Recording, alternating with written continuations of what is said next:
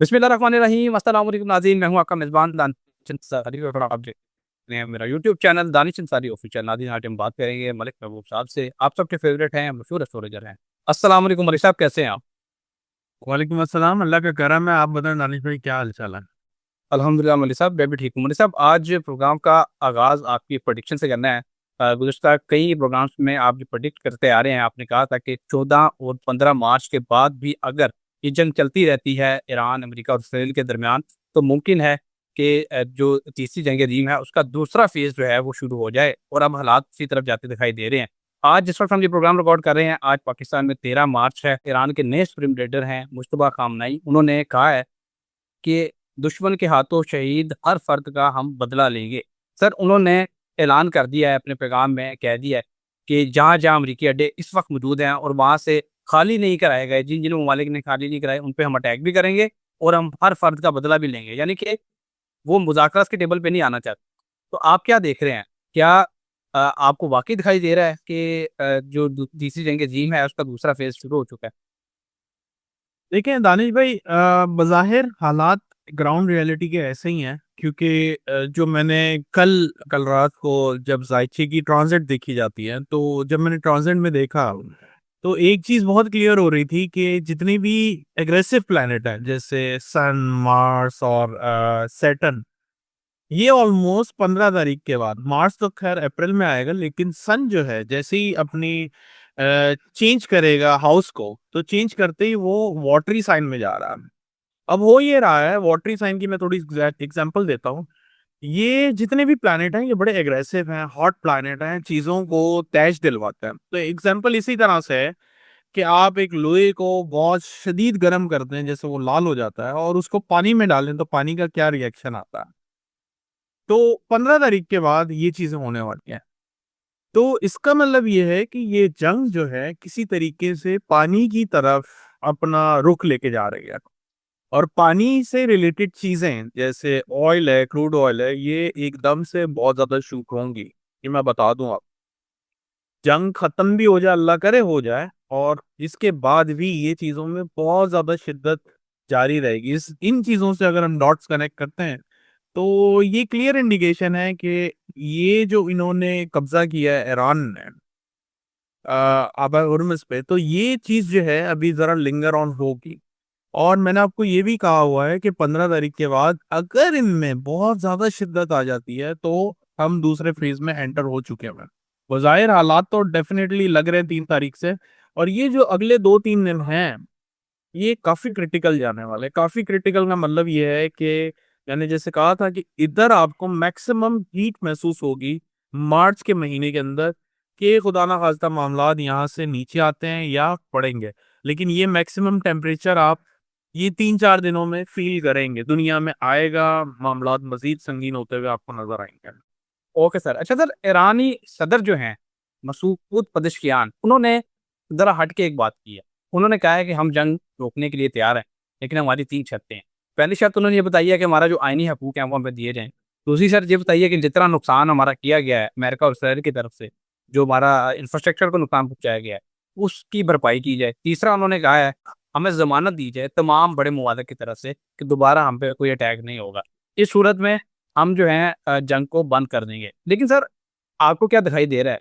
अभी जो खित्ते की सूरत-ए-हाल है, वो तो दिखाई दे रही है कि जंग खत्म नहीं होगी। लेकिन एस्ट्रोलॉजी क्या बता रही है? क्या कोई मुज़ाकरात का कोई छोटा-सा दरवाज़ा, कोई सफ़ारती रास्ता निकल सकता है?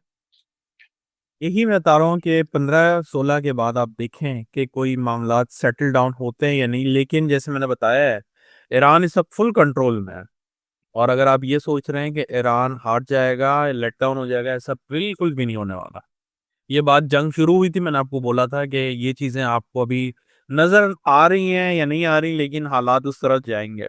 अब देखा जाए तो मिडल ईस्ट को पूरा कंट्रोल कर लिया हुआ है एक तरफ से, और मामलात हमारी तरफ जितने आ रहे हैं मुझे नहीं पता, आपकी तरफ जितना दिखाई दे जा रहा है, सुनाई दी जा रहा है, उससे कहीं गुना ज़्यादा चल रहे हैं इस वक़्त दुनिया में अभी।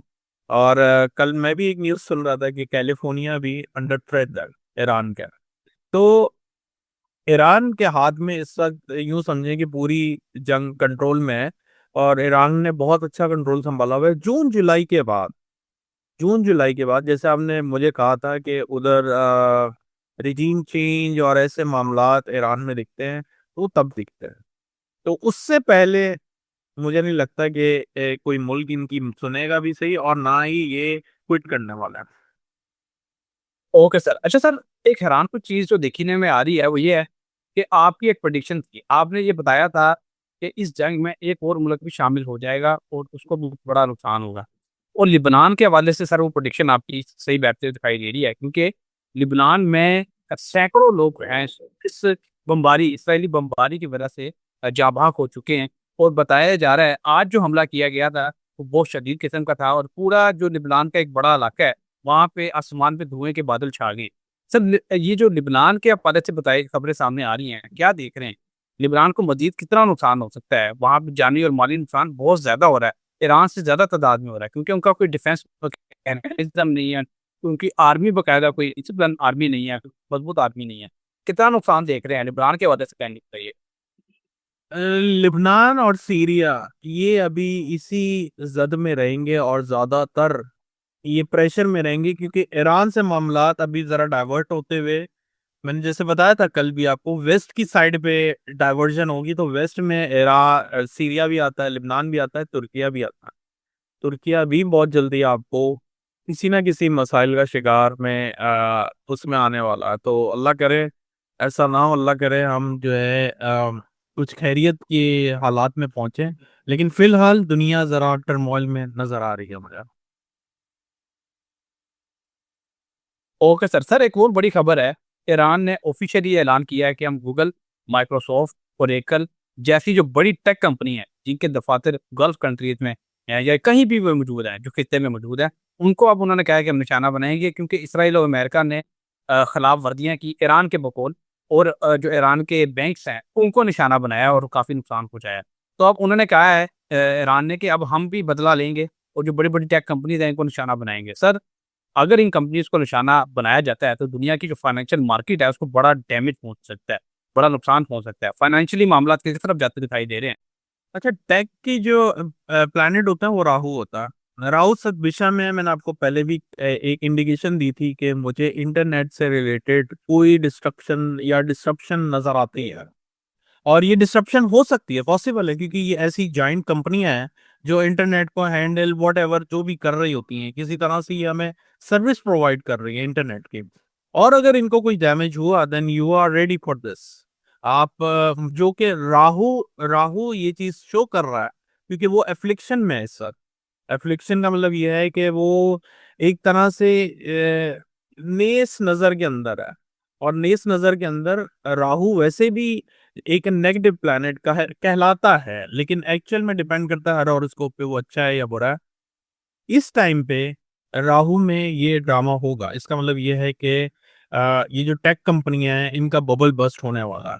ये मैं अभी से बता दूं। स्टॉक मार्केट क्रैश डेफिनेटली, बहुत अरसे से बोलता आ रहा हूँ कि स्टॉक में बहुत ध्यान से काम करें। अगर आप कर रहे हैं बहुत ज्यादा ध्यान से करें, आजकल तो बहुत वॉलेटाइल है। और आने वाले 1 डेढ़ महीना और भी ज्यादा वॉलेटाइल रहेगी, क्योंकि हमें तो ये लग रहा है ये जंग की वजह से हो रहा है। जंग के बाद जो असरात आने हैं वो अभी किसी ने भी नहीं देखे हैं। ओके सर, बहुत शुक्रिया सर, आपने अपने कीमती वक्त में से कुछ वक्त निकाला और इतनी ज़बरदस्त प्रेडिक्शन हमारे साथ शेयर की। इंशाल्लाह नेक्स्ट प्रोग्राम में ऐसे ही दिलचस्प टॉपिक का दोबारा पेश होंगे। अगली वीडियो तक के लिए मुझे और मलिक महबूब साहब को इजाज़त दीजिए। अल्लाह हाफ़िज़।